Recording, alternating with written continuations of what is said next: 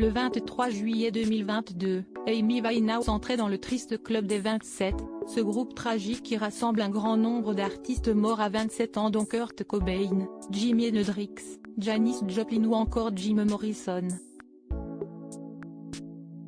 CST par une après-midi d'été, aux alentours de 15 h, que le garde du corps privé d'Amy Winehouse l'a découverte inconsciente dans la chambre de son appartement de Camden, au nord de Londres.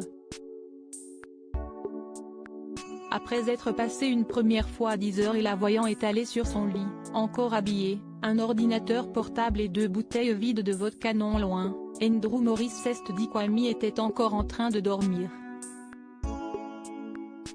Seulement lorsqu'il est repassé et l'a vue allongée dans la même position, l'homme a senti l'inquiétude monter. Après avoir recherché son pouls et sa respiration, sans résultat, le garde du corps a appelé les secours qui, une fois arrivés sur place, n'ont que pu constater la mort d'Amy Winehouse et prononcer l'heure du décès. Un premier rapport d'autopsie douteux selon le Guardian, 2 rapports d'autopsie ont été effectués après la mort d'Amy Winehouse. CST La médecin légiste Suzanne Greenaway qui était en charge du premier et cette dernière a conclu à un homicide par imprudence dû à une intoxication à l'alcool.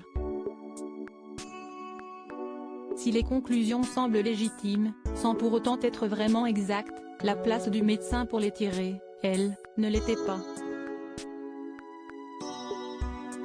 En effet, il a été découvert dans les mois suivant l'autopsie que la docteure Suzanne Greenaway ne possédait pas les qualifications appropriées pour effectuer ce genre de procédure. Embauchée par son mari, elle a été contrainte de démissionner, tout comme ce dernier. Un deuxième rapport qui confirme la tragédie. Lorsque le deuxième rapport d'autopsie d'Amy Winehouse a été effectué, la docteure Shirley Radcliffe est parvenue à la même conclusion. Citée dans le Guardian, elle a conclu qu'Amy Winehouse a bu volontairement de l'alcool et qu'il s'agissait d'un geste délibéré qui a eu des conséquences inattendues et a provoqué sa mort. Selon le Time, la chanteuse qui avait réussi à conquérir le public bien au-delà du Royaume-Uni n'avait pas bu pendant tout le mois précédant sa mort et CST cette abstinence qui aurait pu décupler les effets de la grande quantité d'alcool qu'elle a consommé le jour de sa mort. Les analyses toxicologiques révèlent qu'Amy Winehouse avait 4,16 g d'alcool par litre de sang à sa mort, soit plus de 5 fois la limite légale autorisée pour conduire au Royaume-Uni. Cette quantité d'alcool est par ailleurs suffisante pour plonger dans le coma et provoquer une détresse respiratoire puisque le taux de 3,5 g par litre de sang est déjà considéré comme pouvant entraîner la mort. La veille de sa mort, le soir du 22 juillet 2011, Amy Winehouse avait eu une visite de sa médecin généraliste, la docteure Christina Romete. Cette dernière a expliqué à la BBC que lorsqu'elle a vu sa patiente, Amy Winehouse a dit explicitement qu'elle ne voulait pas mourir, même si elle ne savait pas si elle arriverait un jour à arrêter de boire. Elle avait des projets pour le futur, a-t-elle expliqué, écartant ainsi la piste du suicide. Lors de leur conversation, Amy Winehouse a également confié qu'elle n'avait pas bu depuis le 3 juillet 2011, mais qu'elle s'était remise à boire le 20 juillet par ennui. La jeune femme de 27 ans s'est alors excusée auprès de sa généraliste de lui faire perdre son temps, un réflexe lourd de sens pour la chanteuse en détresse. Les traitements, trop ou pas assez? La docteure Christina Romete, qui suivait Amy Winehouse depuis plusieurs années, a expliqué que sa patiente avait un traitement pour contrer les effets les plus violents du sevrage de drogue et d'alcool qu'elle suivait, également censé l'aider à lutter contre son anxiété. Le Librium qui lui avait été prescrit a par ailleurs été pointé du doigt comme possible cause de sa mort, mais la réalité est bien plus complexe.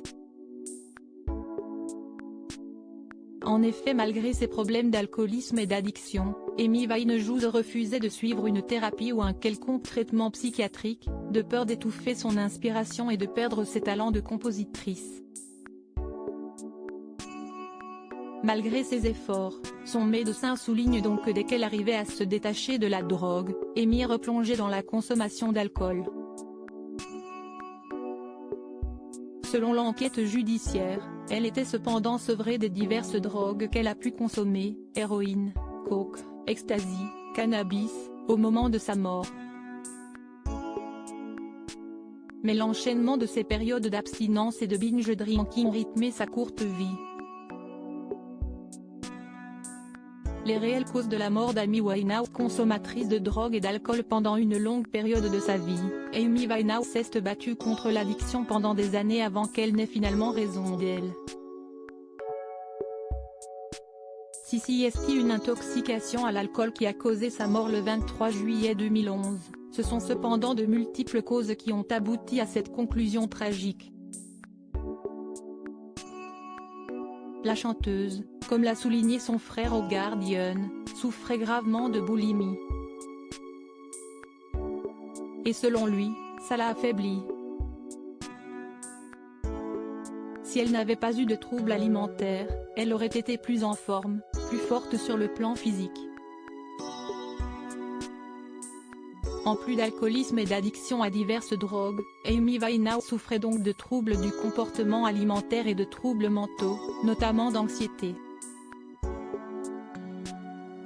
À ces maladies est venue s'ajouter la célébrité et tout ce qu'elle entraîne, pression publique, invasion de la vie privée, paparazzi omniprésent. Amy Winehouse a dû se battre contre des ennemis multiples en plus du combat permanent contre elle-même qu'elle était forcée de mener. Sa mort reste le symptôme d'une société où certains problèmes invisibles liés à un mal-être inhérent sont encore trop largement ignorés ou sous-estimés.